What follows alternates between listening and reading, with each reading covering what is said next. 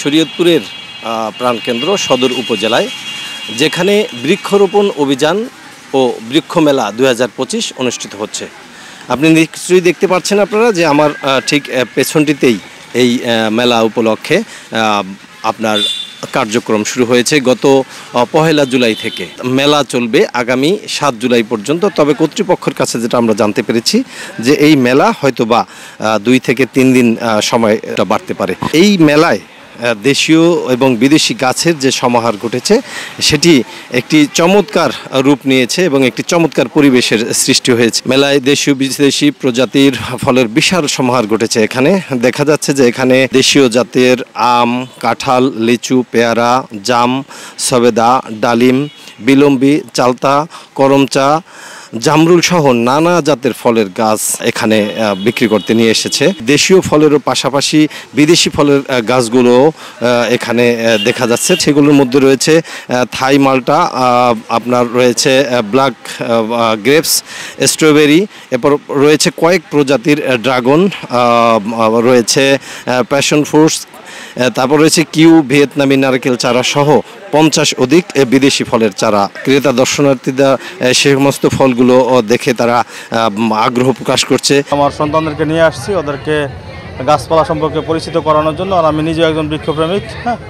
আমরা নিয়মিতই বৃক্ষমেলায় আসি।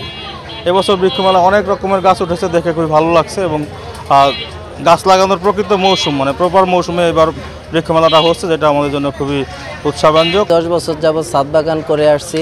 ছাদ বাগানও যদি সঠিকভাবে সঠিক নিয়মে পরিচর্যা করা যায় সেখান থেকেও আমরা ফল তারপরে অনেক কিছু উৎপাদন করতে পারি। নার্সারিতে সব ধরনের চারা পাওয়া যায় না, কিন্তু বিভিন্ন নার্সারির সমন্বয়ে মেলায় প্রচুর চারা আসে, যেখান থেকে স্বল্প ব্যয়ে সাশ্রয়ী মূল্যে কৃষক বা চাষিরা চারা সংগ্রহ করতে পারে। বনজ আছে, ঔষধি গাছ আছে, ফলজ আছে, সব ধরনের গাছই বেশি।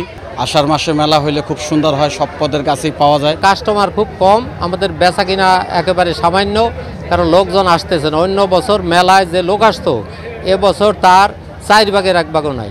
মেলায় কিন্তু উঠেছে বিভিন্ন ধরনের ঔষধি গাছ। যদি আমরা বলি যেমন দেশীয় যে ঔষধি গাছগুলো রয়েছে, যেমন তুলসী, অশ্বগন্ধা, হাড়জোড়া, বাসক, কালোমেঘ, গুলঞ্জ, নিম, মেহগনি, গামান, আকাশমণি, অর্জুন সহ নানা ধরনের গাছের চারা।